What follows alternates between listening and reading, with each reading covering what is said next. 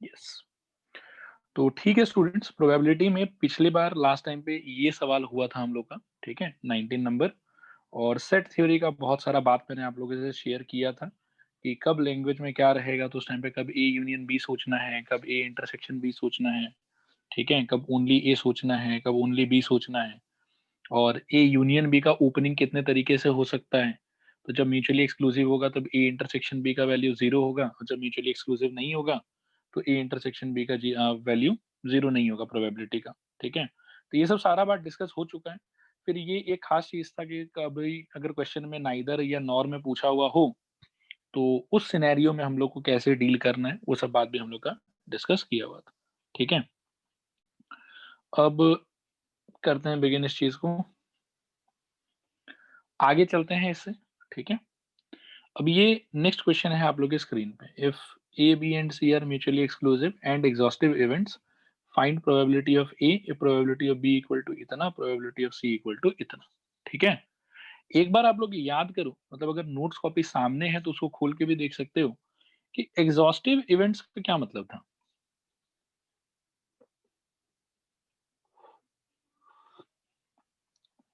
ये मैंने एकदम पहले या दूसरे लेक्चर में बताया होगा कि एग्जॉस्टिव इवेंट्स का क्या मतलब था, सर एकदम शुरू शुरू में। सबका यूनियन वो हो जाता है, मतलब सैंपल स्पेस हो मतलब जाता है। सैंपल स्पेस हो जाता है ना। हाँ ठीक है हाँ सर। स्टूडेंट्स, तो मैं रिकॉल कराता हूँ जिन लोग को नहीं याद आ पाया उसको, उन लोग को। एग्जॉस्टिव इवेंट्स का मतलब है कि ऐसा इवेंट्स जिनको सबको मिला के पूरा सैंपल स्पेस क्रिएट हो जाए, ठीक है। तो कहने का मतलब है कि A union B union C का मतलब हो जाना चाहिए sample space if A comma B comma C are exhaustive. देखो तो क्या ये लाइन का मतलब समझ में आया? सब लोग एक हाँ बार सर। रिस्पॉन्ड हाँ करो। सर समझ हाँ गया। सर। ओके।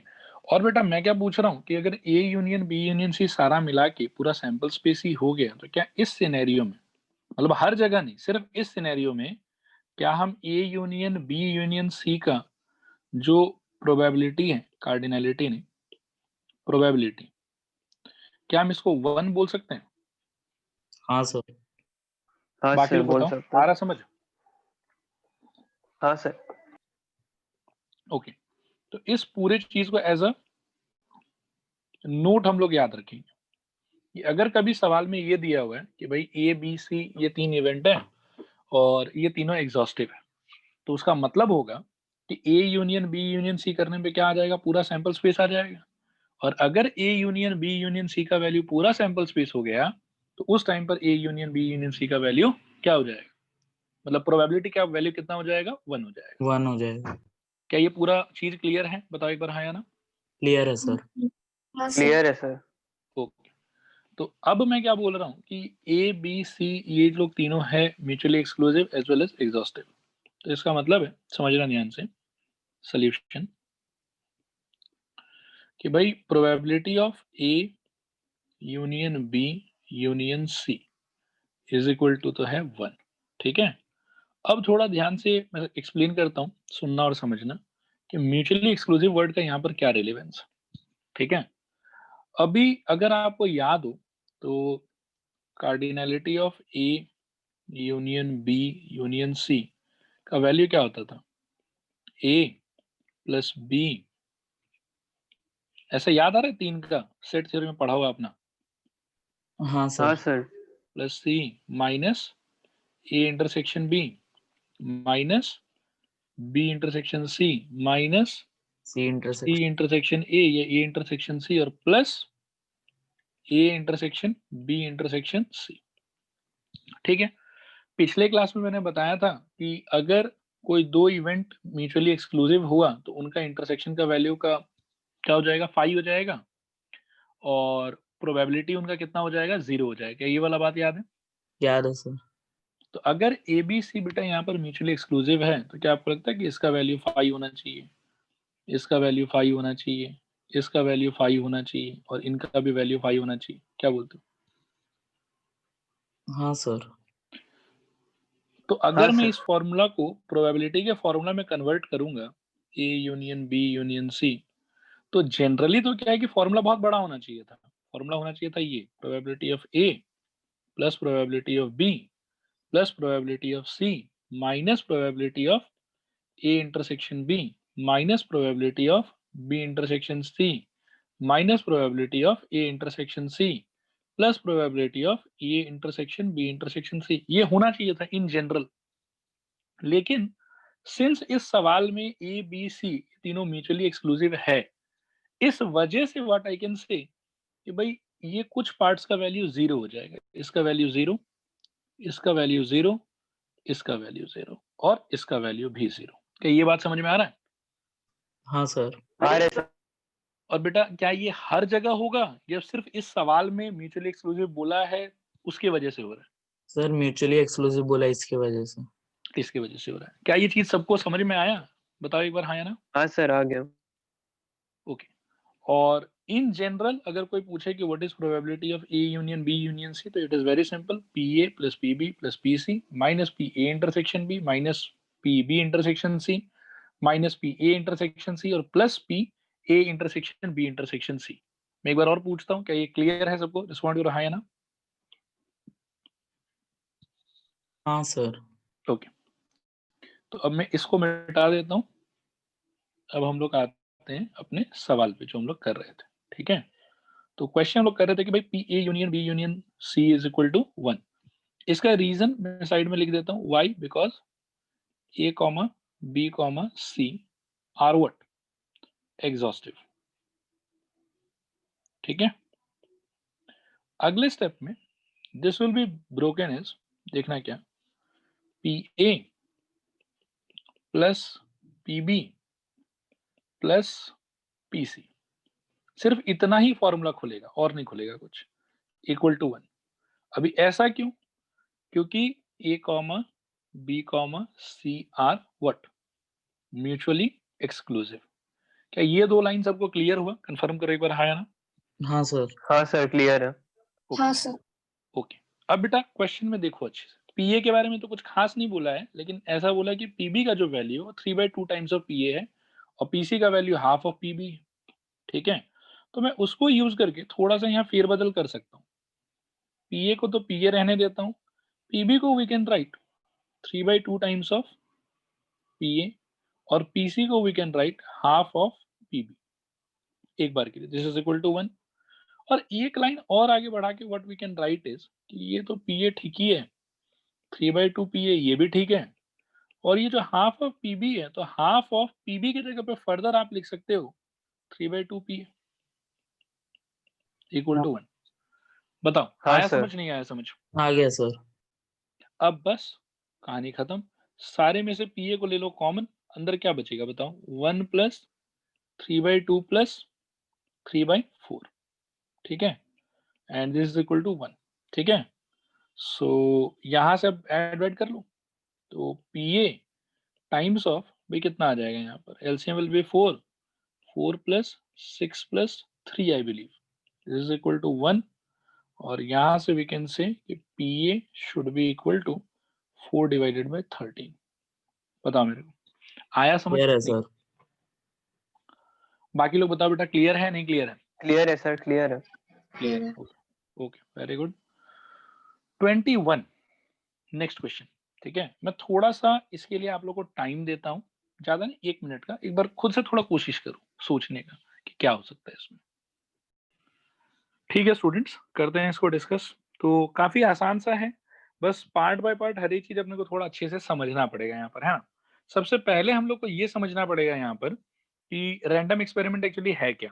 तो आंसर इसकी 2 डाइस आर टॉस्ड वंस, ये है आपका रैंडम एक्सपेरिमेंट। तो ये अगर रैंडम एक्सपेरिमेंट है तो क्या आप लोग मेरे को बतला सकते हो कि सैंपल स्पेस में कितना मेंबर होगा? 36। 36 36। 36 होगा। कोई इसमें डाउट नहीं होना चाहिए कि 36 मेंबर होगा सैंपल स्पेस में, ठीक है। फिर बोला है कि find the probability of getting an even number on the first die और अ टोटल ऑफ 8, ठीक है। सो ये जो दो अलग अलग समान हैं, मतलब एक आप समझ लो कि getting an even number on the first die और दूसरा समान है आपके यहाँ पर कि गेटिंग अ टोटल ऑफ 8, ठीक है, ये दोनों अलग अलग इवेंट की तरह हम डिस्क्राइब कर देंगे। फिर हम बोलेंगे कि let capital A is equal to getting even number on first die, okay. और बी है कि गेटिंग टोटल ऑफ 8, ठीक है। ये दो अलग अलग से डिस्क्राइब कर देंगे। और ये जो लैंग्वेज और आप लोग को दिखाई दे रहा है, इस और का क्या इंटरप्रेट करते हो आप लोग? मतलब इंटरसेक्शन निकालना है मेरे को, या यूनियन निकालना है, या क्या करना है? यूनियन। यूनियन ऐड करना होगा ना, यूनियन ऐड करना हो, करेक्ट, बिल्कुल। तो मतलब कहीं ना कहीं अपने दिमाग में क्लियर है कि we are being asked nothing but probability of A union B. ये पूछा गया मेरे से। क्या ये बात सबको क्लियर हुआ? रिस्पॉन्ड करो एक बार, हाँ या ना। हाँ सर। हाँ सर। ओके, तो अब बेटा करते हैं मेहनत। तो आप यहाँ देखिए कि ये कह रहा है कि ए का मतलब है कि getting even number on first die. तो कैन यू जस्ट गेस कि कितना होगा प्रोबेबिलिटी ऑफ ए? 1/2। 1/2, हाँ कह सकते हो 1/2। मतलब ऐसा है, देखो मैं थोड़ा फील करा देता हूँ, या मैं ले लेता हूँ ऊपर से, काफी ऊपर होगा वैसे वो। और 15/36। 15/36, हाँ काइंड ऑफ वैसा ही होगा। मैं बस काउंटिंग एक बार थोड़ा फील कराना चाहता हूँ कि देखो भाई ये काउंटिंग है, ठीक है। काउंटिंग यही फील कर लो फिर से। ओके, तो स्क्रीन आ रहा है शायद अब आप लोग के। तो मैं कह रहा हूँ कि काउंटिंग को ना यहाँ से फील कर लेते हैं। ये है 2 डाइस का सैंपल स्पेस, थोड़ा ध्यान से देखना, कहीं डाउट नहीं होना चाहिए। अगर अपन बोलें कि पहले डाइस पे इवन नंबर आना चाहिए, तो आई बिलीव कि एक तो ये लाइन मेरे फेवर में है, ये वाला जिसको मैंने बॉक्स किया है अभी। एक मेरे फेवर में ये लाइन है, ये वाला 4 का लाइन। और एक मेरे फेवर में ये वाला लाइन है, 6 का लाइन। क्या क्लियर है आप लोगों को? बताओ एक बार हाँ या ना। हाँ क्लियर है सर। सर। ओके, फिर अगर मैं बात करूं कि 8, तो उसके फेवर में मेरे को लगता है कि ये वाला लाइन होगा क्या शायद, कि गेटिंग अ टोटल ऑफ 8। हाँ हाँ सर। सर।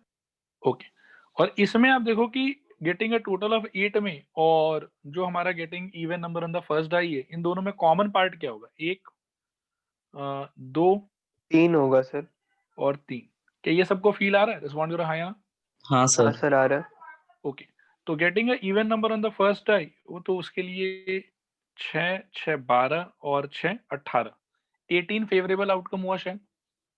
क्या बोलते हो हाँ सर। हाँ सर। स्टूडेंट्स? क्लियर है? मतलब जरा। क्लियर है सर। क्लियर है सर। Okay, alright. अब सवाल पे जाता हूँ, एक सेकंड बस।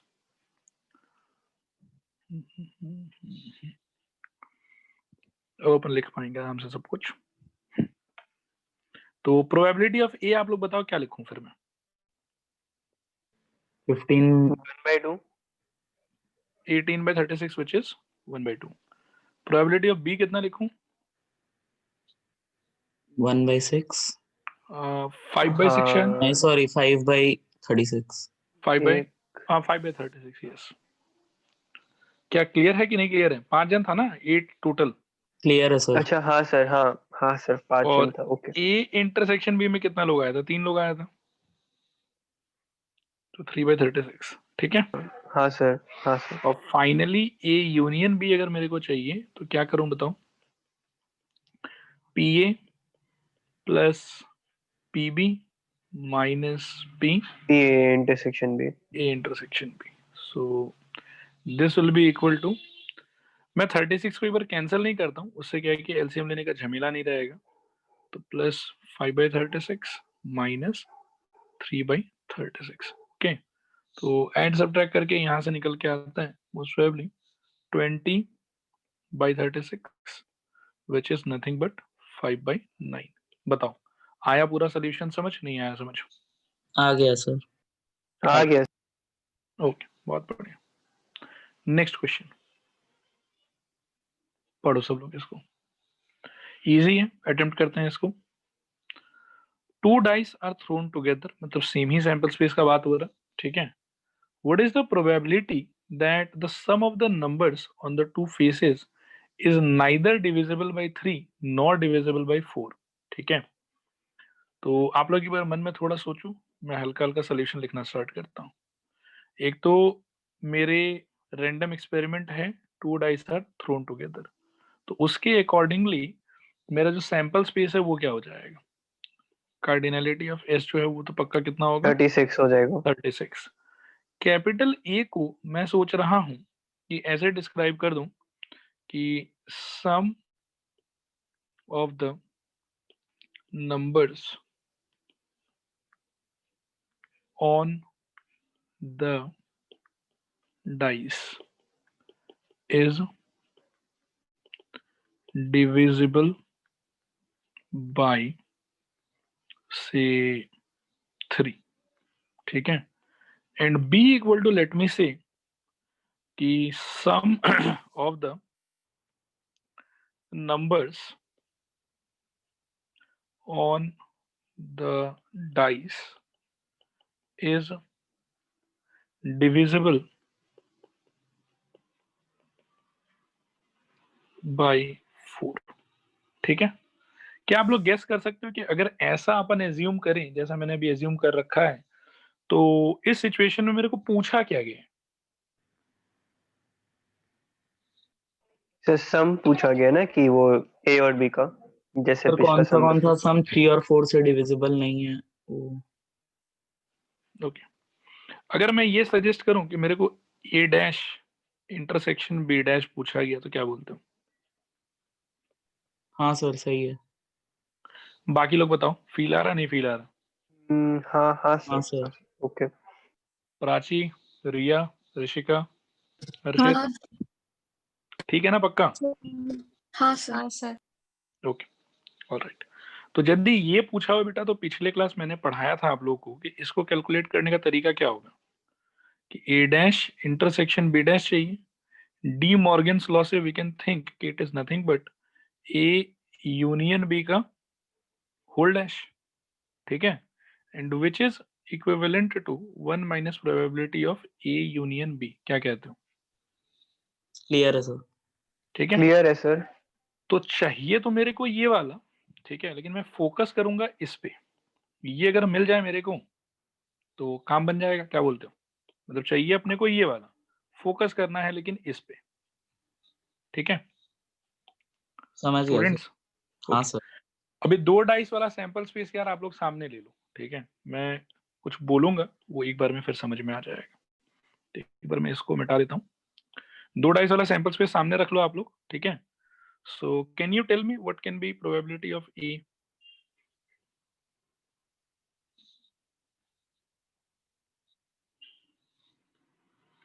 देखो, 3 से डिविजिबल अगर होना है तो क्या क्या सम का पॉसिबिलिटी है, बताओ तो एक बार।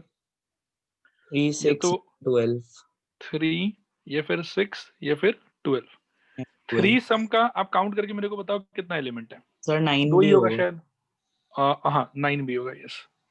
हाँ, तो 3 सम वाले का कितना एलिमेंट है? मेरे हिसाब से 2 ही होगा, 2 1 और 1 2। हाँ हाँ सर। सर। 6 के फेवर में कितना लोगे, गिन के बताओ। 5 5। मतलब 5। अपने कॉपी में गिन सकते हो आप लोग। 12 सम आने के फेवर में तो शायद एक ही होगा, 6,6। हाँ सर। और 9 वाले में गिन के बताओ। 4 4। तो कुल मिला के कितना हो गया?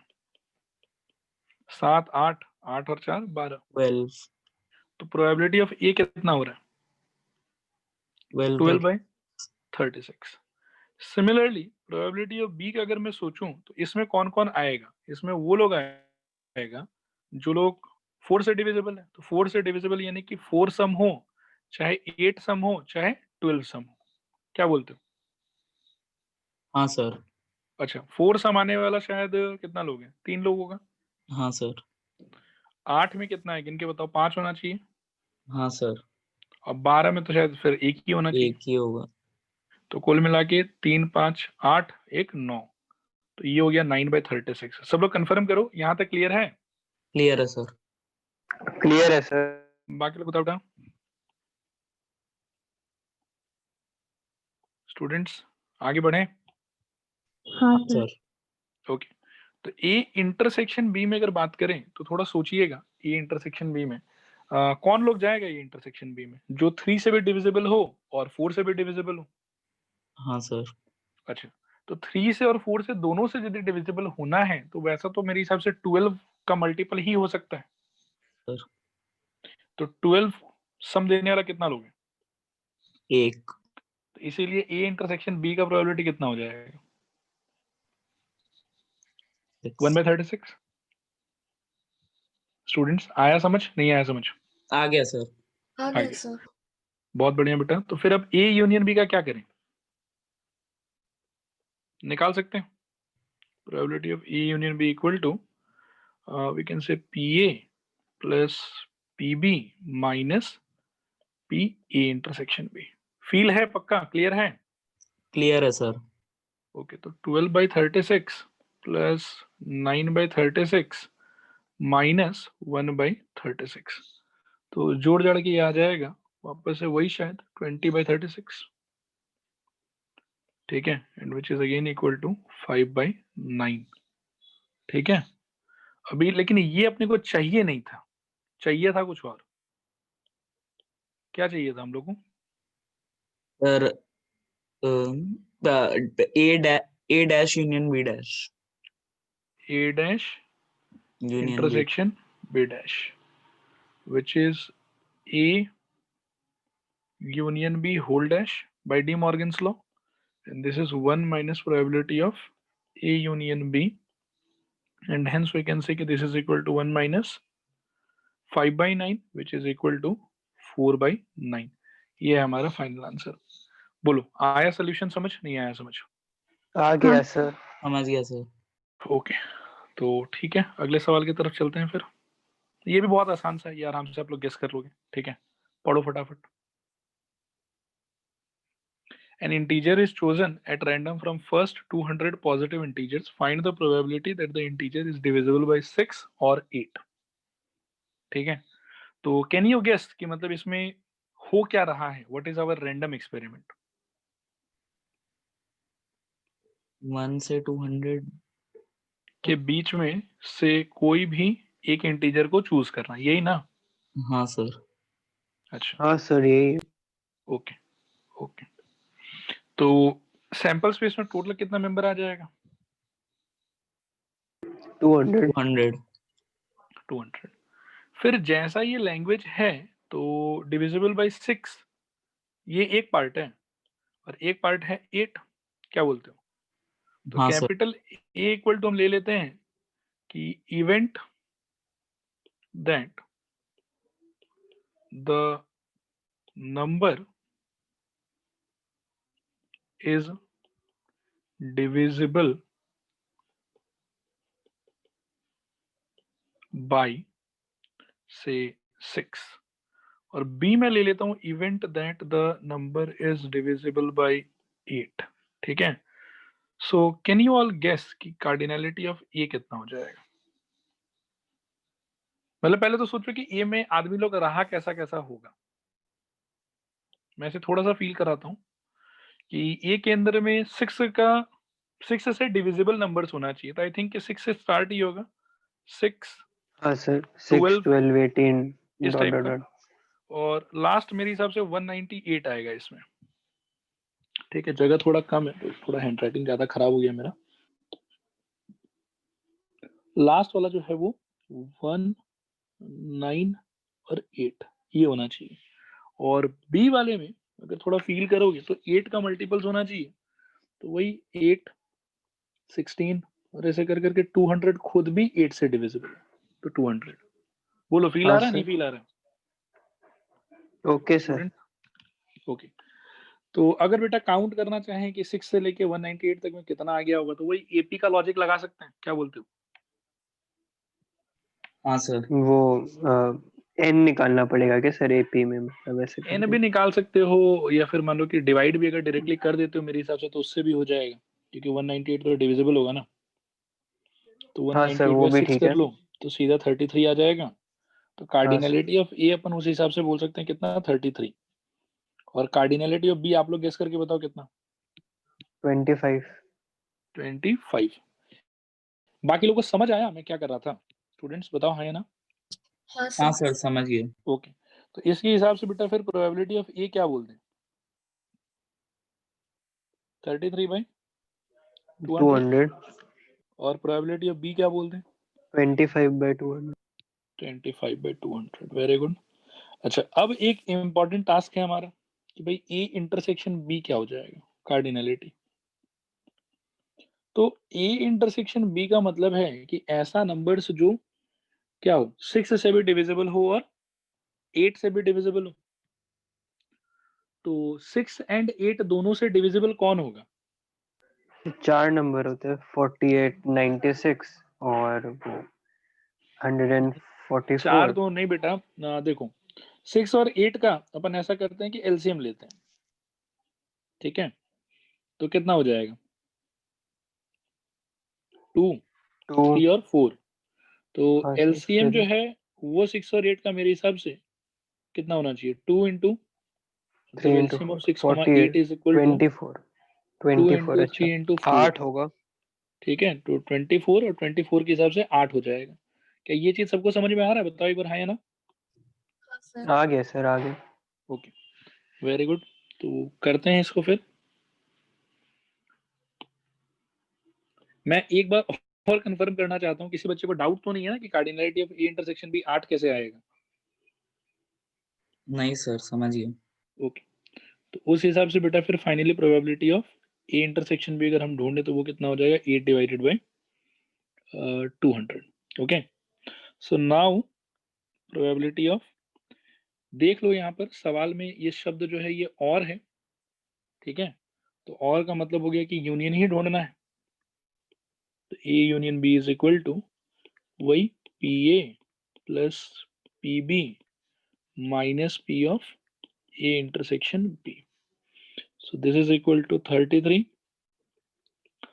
by 200 plus 25 by 200 minus 8 by 200, which is equal to 50 by 200, and finally this is equal to 1 by 4 cut के शायद। हाँ सर बोलो आया समझ, नहीं आया समझ? समझ गया सर। आ गया सर। बाकी लोग कंफर्म करो बेटा, क्लियर नॉट क्लियर? क्लियर है क्लियर, बहुत बढ़िया। चलते हैं आगे फिर। ये एक शानदार क्वेश्चन है, एनसीईआरटी किताब का ही है और बच्चे परेशान रहते हैं इसको लेके, तो मैंने सोचा कि करा ही दिया जाए। पढ़ो इसको, बहुत मजा आएगा, इंटरेस्टिंग है काफी। A fair coin is tossed 4 times and a person wins ₹1 for each head and person loses ₹1.50 for each tail. From the sample space, calculate how many different amounts of money you can have after 4 tosses and also find the probability of having each of these amounts. Okay, तो सबसे पहले तो आप लोग मेरे साथ 4 coin का sample space decide करिए, ठीक है? मिलकर डिसाइड करते हैं और मैं इसको कॉलम वाइज लिखूंगा। हाँ, सोल्यूशन 4 कॉइन जब बच्चों उठा लेंगे तो मैक्सिमम नंबर ऑफ हेड कितना आ सकता है? 4 4। तो एक बार 4 हेड से शुरू करते हैं, ठीक है ना? तो ये 4 हेड अगर आएगा तो कैसा क्या दिखेगा? वो ऐसे दिखेगा ना शायद, 1 हेड, 2 हेड, 3 हेड और 4 हेड, और तो कोई पॉसिबिलिटी नहीं होगा। बोलो हाँ या ना? हाँ सर ओके, और क्या हो सकता है 4 हेड के अलावा? 3 हेड हो सकता है शायद। हाँ सर। 3 head 1 tell. तो 3 हेड 1 टेल को बेटा अगर मैं उसका डिफरेंट पॉसिबिलिटीज सोचूं कि किस किस तरीके से वो हो सकता है, तो आई थिंक कि ज्यादा मुश्किल तो नहीं आएगा वो करने में, क्या? हाँ सर हाँ समझ। सर इजी है। आराम से ऐसे टेल को घुमा दो हर लोकेशन पे एक एक बार, तो ये आ जाएगा मेरे पास। और इसमें आई थिंक कि 3 हेड और 1 टेल वाला सारा केस कवर हो गया, क्या बोलते हो? हाँ सर। ओके, हाँ अब बेटा और क्या हो सकता है? 2 हेड 2 टेल हो सकता है शायद। हाँ सर। ओके, तो 2 हेड 2 टेल में कैन यू गेस कि क्या क्या पॉसिबिलिटीज होगा? Tail tail head head okay, tail tail head head, और बताओ। Head tail tail head. एक सेकंड, मतलब ऐसे रैंडमली मत करना, नहीं तो थोड़ा गड़बड़ हो जाएगा, ठीक है। सिस्टमेटिकली करते हैं। एक बार क्या है कि पहले टेल को फिक्स रखो, ठीक है, और बाकी दूसरे टेल को घुमाओ पूरा, तो ये क्या हो जाएगा? अच्छा, आप शायद यही बोल रहे थे क्या? मैं फालतू ही बोलने लग गया। आप ये बोल रहे थे कि कुछ और बोल रहे थे? नहीं सर, हम कुछ और बोल रहे हैं। अच्छा, नहीं ठीक है ठीक है ठीक है। आप समझ रहे हो मैं करने क्या कोशिश कर रहा हूँ? पहले हाँ टेल सर, को मैंने समझ फिक्स गया रखा है और बाकी इसको रोटेट कर रहा हूँ मैं, ठीक समझ है। और क्या पॉसिबिलिटी है? Tail tail head head tail head को टेल। फ्रंट में रखो, हेड हेड टेल, ठीक है। हाँ सर। अच्छा, और क्या हो सकता है? अब हेड से शुरू करो, head head tail tail. Tail. पहले हेड को फिक्स रखो, बाकी दूसरे हेड को घुमाते रहो, क्या? हाँ सर। बाकी स्टूडेंट्स बताओ बेटा, आया समझ नहीं आया समझ? हाँ सर, आ गया। आ रहा है सर। अच्छा, इसके अलावा और कोई पॉसिबिलिटी आप लोग के ब्रेन में आ रही है जितना मैंने लिख रखा है इससे ज्यादा? सर ये हम लोग ऐसे कर रहे हैं, हम लोग वो ट्री वाला से भी तो कर सकता था। ट्री वाले से कर सकते थे, लेकिन 4 का ना बेटा बहुत बड़ा हो जाएगा, सर वो भी बात है, ठीक है सर। ठीक है। तो ट्री वाले से कर सकते थे, कोई परेशानी नहीं है, लेकिन वही थोड़ा सा ज्यादा बड़ा हो जाएगा, इसलिए नहीं कर रहा हूँ, ठीक है। अच्छा, 2 हेड 2 टेल में और कोई विचार है मन में कि सर ऐसा भी तो हो सकता था, वैसा भी तो हो सकता था, या सफिशिएंट है, सारा हो गया कवर आप लोग के हिसाब से? सर सफिशिएंट है। सफिशिएंट है, ओके। हाँ और लास्टली बेटा क्या क्या हो सकता है? और मतलब लास्टली नहीं, इसके बाद में 2 केस और है, बताओ। एक हेड 4 टेल। अच्छा हाँ ठीक है, एक थोड़ा हेड 3 टेल। ओके कलर बदल ओके लेता सर। हूँ, एक हेड और टेल। 3 टेल, है ना? तो इसको भी घुमाना पड़ेगा फिर।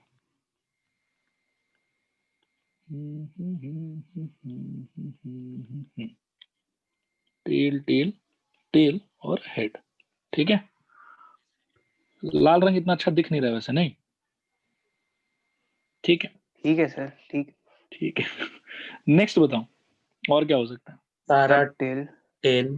सारा टेल, टेल टेल टेल, क्या? अब देखो, 4 सिक्का उछाला है तो टोटल आउटकम कितना टू होना चाहिए था? 16।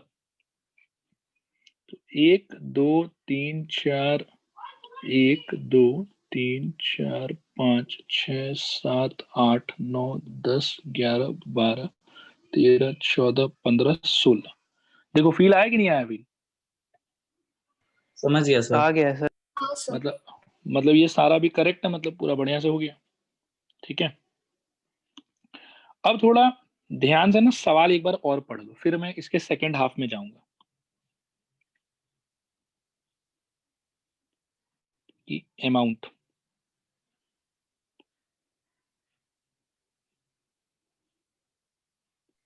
समझ रहे गेन और लॉस्ट, ठीक है। मतलब एक हेड के करेस्पॉन्डिंग 1 रुपया मिलेगा, और यदि एक टेल आता है तो 1.5 रुपया हारेंगे, मतलब -1.5 हो जाएगा, ठीक है ना? दिया सर। अच्छा, अब देखते हैं और कोई रंग अवेलेबल है। व्हाइट कलर लेके देखते हैं कैसा लगता है, ठीक लग रहा है। चलो, तो मैं क्या बोल रहा हूँ कि इसमें क्या आएगा अमाउंट? 4। 4, करेक्ट। इन सारे में तो अमाउंट सेम ही आएगा, 1.5। मतलब जो एक में आएगा वही बाकी में भी आएगा। स्टूडेंट्स बताओ हाँ या ना? हाँ सर। हाँ सर। और कितना आएगा बेटा? 1.5। मतलब 3 हेड से 3 रुपया जीतेंगे और एक टेल से 1.5 रुपया हार जाएंगे, तो कुल मिला के 1.5 पॉजिटिव में 1.50। अच्छा, बाकी इस सेट का बताओ। -1।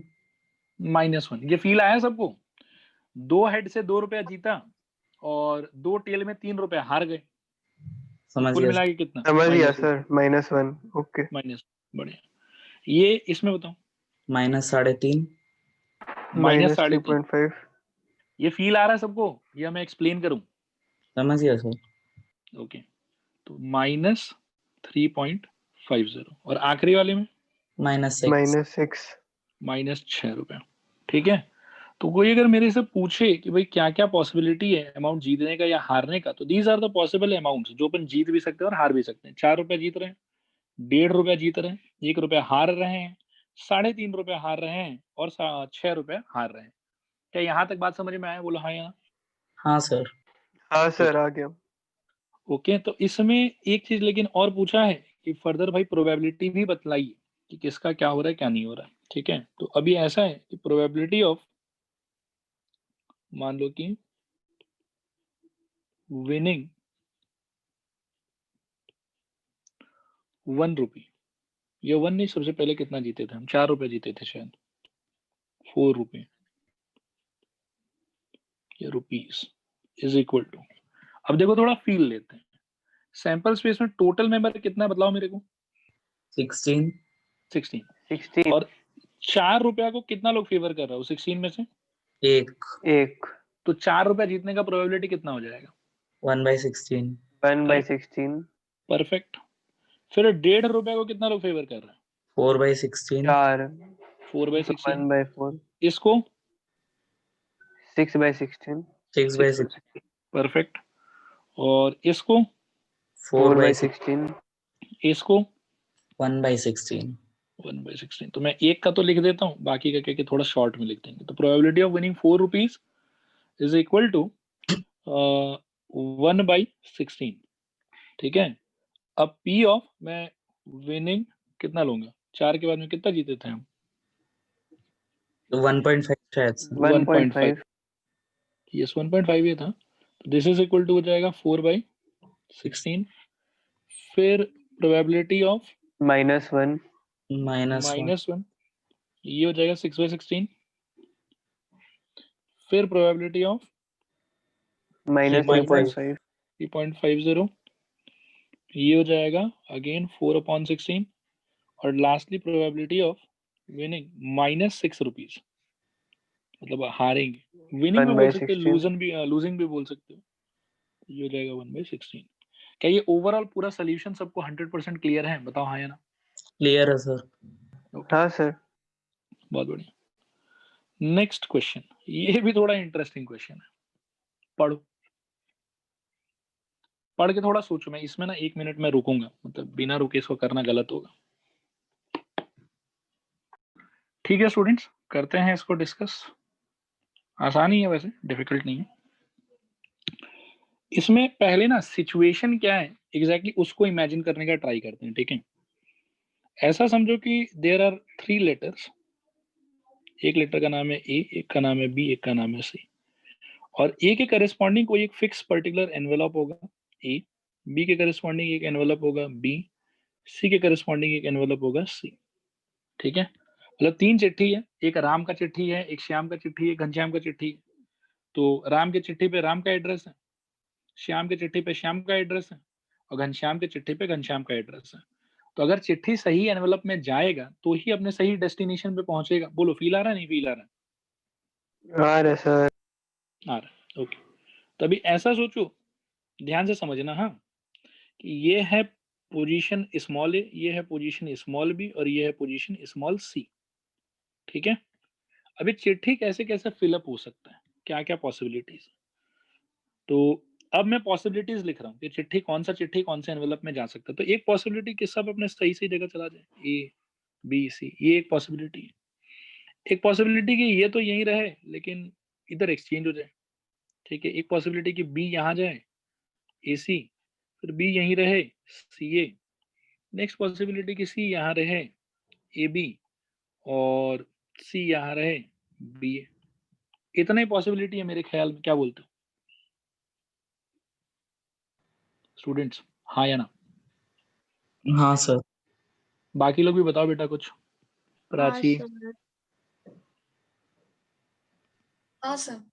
सर ओके, पता नहीं, इतना ही है, ज्यादा होगा। नहीं नहीं इतना ही होगा बेटा, आप सोचो ना, और तो क्या ही होगा। एक एनवेलप के करस्पॉन्डिंग, मतलब इन तीनों एनवेलप का पोजीशन मैंने एक बार फिक्स कर लिया है। तो ये 1 2 3 4 5 6। ऐसे भी एक चीज सोच सकते हैं आप कि जमाने के लिए अगर आपके पास में 3 ऑब्जेक्ट है और 3 लोकेशन है, तो 3 ऑब्जेक्ट को 3 लोकेशन पे जमाने का टोटल तरीका कितना होना चाहिए? 3 फैक्टोरियल ही तो होना चाहिए। हाँ क्या? सर। तो 6 ही आंसर आना चाहिए, ठीक है? सर क्लियर है यहाँ तक सबको? बताओ हाँ या ना। क्लियर है सर। क्लियर है सर। Okay okay. तो अब थोड़ा सा अपन इसको ऊपर ले लेते हैं और सवाल देखते हैं और अकॉर्डिंगली जवाब देने का ट्राई करेंगे। चलो, पहला बोलता है कि all letters are placed in the right envelope. तो ऐसा कितना केस आपको दिख रहा है जिसमें सारा लेटर सही एनवेलप में जा रहा एक एक है? एक। एक। और टोटल केसेस कितना है?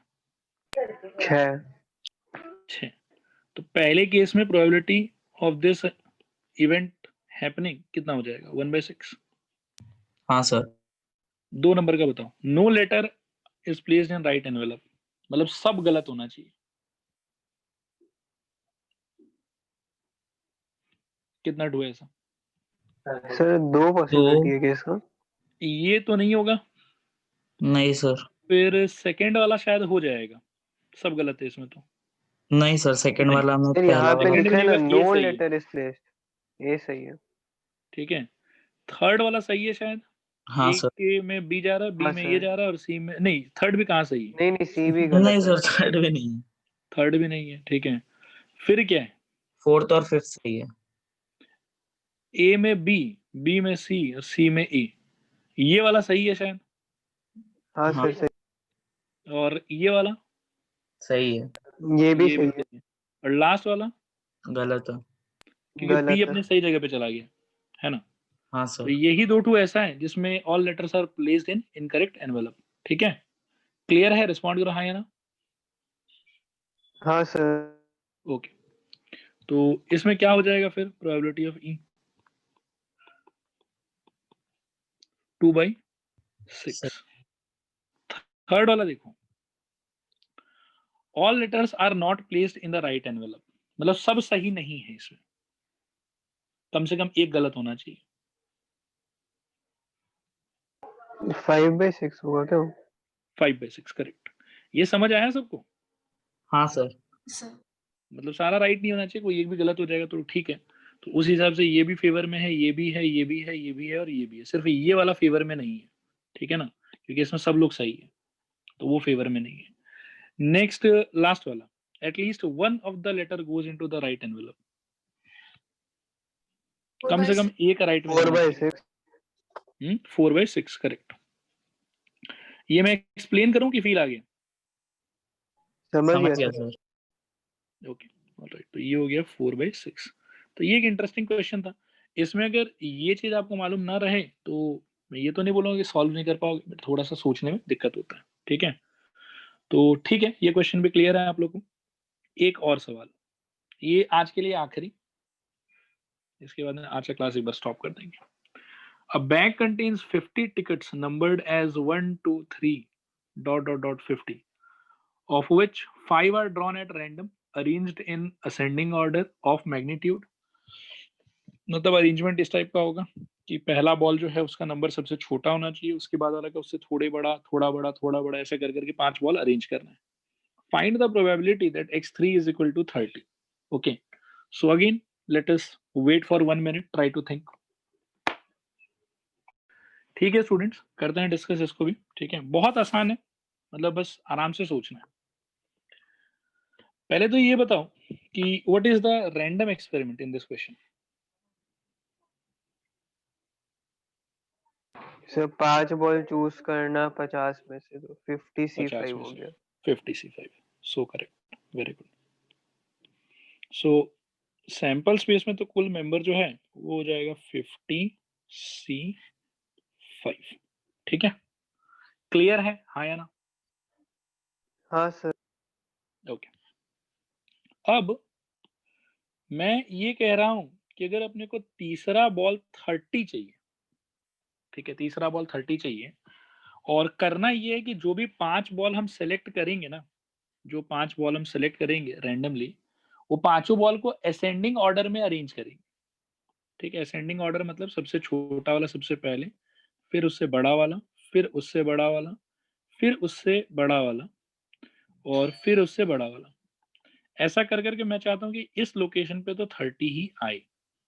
तो ऐसा होने के लिए मेरे माइंड में आइडिया ये है कि यार इस पार्ट को यदि मैं 1 से लेके 29 के बीच में मेंटेन करूं और इस पार्ट को अगर मैं 31 से लेके 50 के बीच में मेंटेन करूं, सोचना थोड़ा ध्यान से, अगर मैं ऐसा करूं कि दो बॉल मैं 1 से लेके 29 के बीच का निकालूं, कोई भी दो निकालूं, कोई फर्क नहीं पड़ता, 12 ले लो, 18 ले लो, या 12 ले लो, 21 ले लो, या 11 ले लो, 23 ले लो, ठीक है। बस ये है कि 30 से दो बॉल छोटा होना चाहिए और दो बॉल 30 से बड़ा होना चाहिए, एग्जैक्टली दो बॉल, और एक बॉल 30 को ले लो।